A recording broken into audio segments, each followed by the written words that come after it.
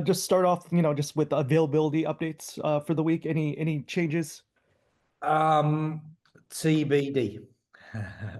Without giving anything away, we've got a, a couple banged up players that we're monitoring. Obviously, Reilyn Turner's extension announced earlier this week, and then just her versatility to play anywhere on the front line, everything she's meant to the attack and the team. It's been a good development year for Reilyn. Obviously, a lot of minutes. We've relied on her. She got her goals earlier in the season. It's been a bit more of a struggle to come by for her, and we're continuing to work on that and that desire to get into that final third at times and really take the next step for this team is getting bodies into the attack. We got into so many good areas against Orlando and then just finishing them off. And that, has been the case all season long, taking chances when we're on top. But yeah, she's shown that she can be a threat over the top in the air when we isolate her 1v1. She's got ability to come inside off the left. As you saw against Orlando, we felt we could exploit that on the opposite side. So it's a tool you need because Soph Wilson is obviously a similar player and can peel into those left-hand channels and play as a centre forward who naturally peels into that. So you need a versatility and a fluidity. And I used to use Weaves. No, like I say, I used to use them. I think I've had 6 games where I've had both of them available to me. But Wilson and Weaver, and as I look forward and we prepare for that front line of a Hanks, Weaver, Wilson, Turner, all interchangeable, all fluid, pace, power, pressing, aggression, goal scoring threats. That's real exciting for the future. And this has been a year for Reilyn to sort of establish that she can be any of those possible combinations and threats. And hopefully the increased minutes, the experience, the pressing measurables this year, which have really increased for us as a team, will help better in to be a valid option in a very impressive front throw going forward. Looking at the forwards, just in scoring goals, if you just look at the front line, Julie DeFore, September 5th was the last one, and then Reilyn Turner and Pietra Torden have gone on a little bit of a cold spell since August 10th. What needs to kind of happen to get them going again in the scoring department? Yeah, I mean, look at the chances. Reilyn,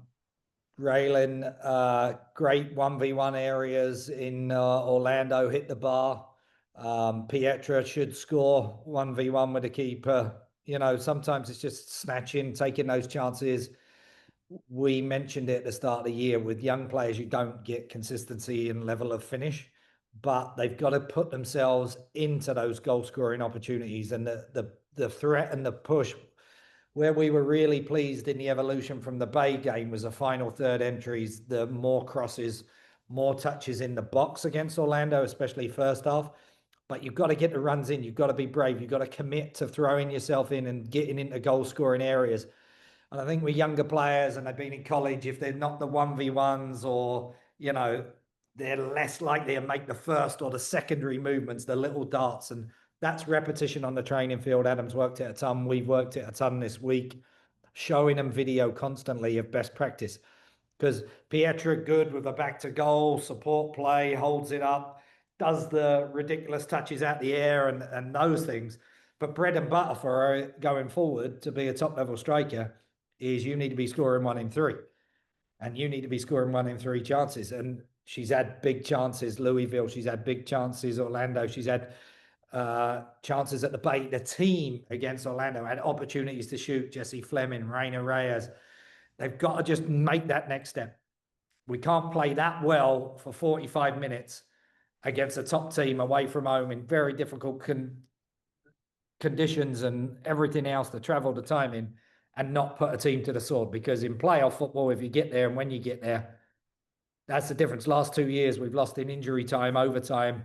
I remember New York away last year. Weaver had a header. We had that chance. Berger makes a couple of big saves at 1-1 after Reilyn equalises. It's fine margins, as you say, and the hardest part of football is putting the ball in the back of the net. And when that responsibility is falling to a first-year pro and a second-year pro, they've got to show and step up like they did earlier in the year. And that's been the challenge. But I think a lot of that is around desire and mentality to get into areas, that maybe you get a sneaky one or a bounce instead of always looking for the perfect goal or 1v1s or lovely top of the box finishes like they all love to practice, like Liv Moultrie. But we've got to be able to put the ball in the net, and sometimes it's just that extra will and desire in the final third. You mentioned, just the workload on those young players and, how they're getting acclimated to those heavy minutes. Could you kind of see, kind of foresee like Ali Du and Laboa gets a few extra opportunities or minutes just with the workload that those two have put in?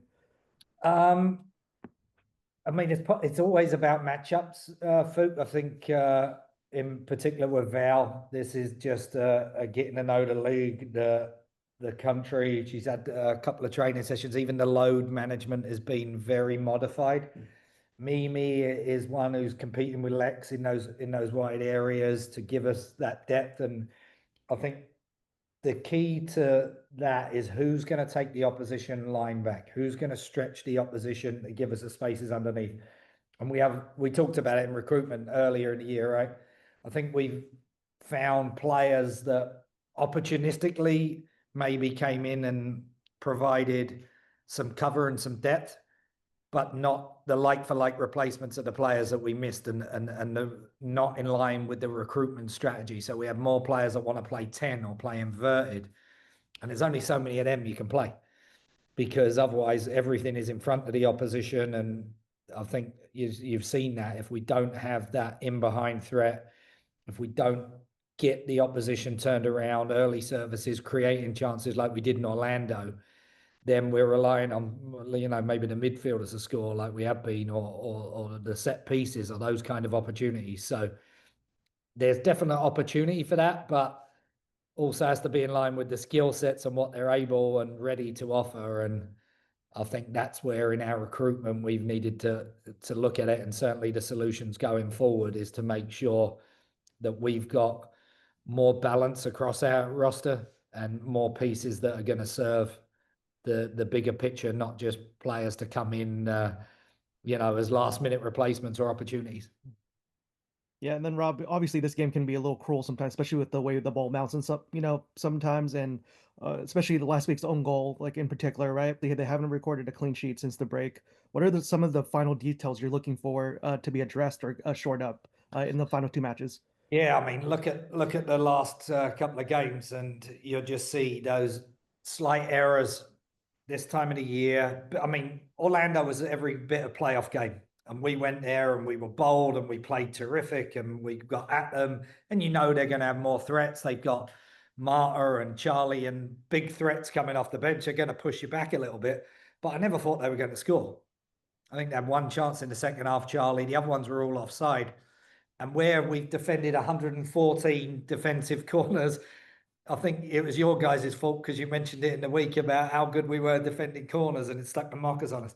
It's just a silly moment. And again, Mally, young defender, here's a shout, sort of think something's coming. You're in a position to head it, just be ruthless. And that's the learning at both ends of the field. With this young group, we need to be more ruthless in both boxes, because performances to go and dominate possession at Orlando, chances created, etc. That is a good model road performance away from home, playoff level performance at this time of year. But it counts for now if you end up on the 1-0 scoreline and then your season's over. That's the business end of football. I've been around it long enough. You've seen it enough, mate, that those fine margins are the key. Ruthlessness, both boxes, continue the performance levels of the last couple of games, but now we've got to take that step. If we're going to be the team that they want to be, and they can still be this year, and get us in a home playoff game position or get wins in the playoffs, we need that extra little bit of edge at both ends of the field. And that's a lot of this concentration, game management, less naivety, key moments, and either punishing them at one end or making sure we don't get punished at the other. Yeah, and then Rob, Angel City, playoff chances are dwindling, obviously, and they need both these matches. They're going to come out pretty fiery this week.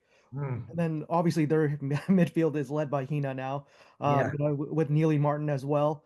What are the keys to kind of getting a big result on the road this week? Yeah, definite performance. They've changed their shape since they've lost MA and brought Hina in. So, and they've been a bit more pragmatic. That sort of back three, that's a back five. So we face that away at Houston. We know what to expect, what areas to exploit. We know that their attacking transitions, their threats with their runners are big. So it's the diligence on defensive transition moments.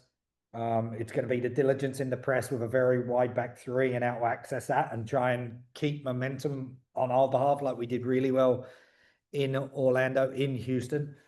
And then again, those key moments, though, like, John Stotter up top, Tiernan's had a good season. They've got Giselle Thompson, who joins late and defending those back post areas, transitional moments. Those are going to be the key, but we feel it's a good matchup. There's opportunities with just the two in the middle of the park to exploit for sure. Ways to try and pin them back, ways to exploit the three centre backs who will cover and like to run and cover a lot of ground. So it's a real good matchup. Hopefully by then we're one of the last games of the weekend. Their fate might already be sealed, and then you're facing a different opposition because they got a free hit. So it'll all depend what kind of pressure is on them, I think, to perform, as to how aggressive they want to be in that back three / back five. But one thing's for sure, it won't change our approach and the way we're going to try and go about winning this game and putting ourselves in a great position going into that last game of the season.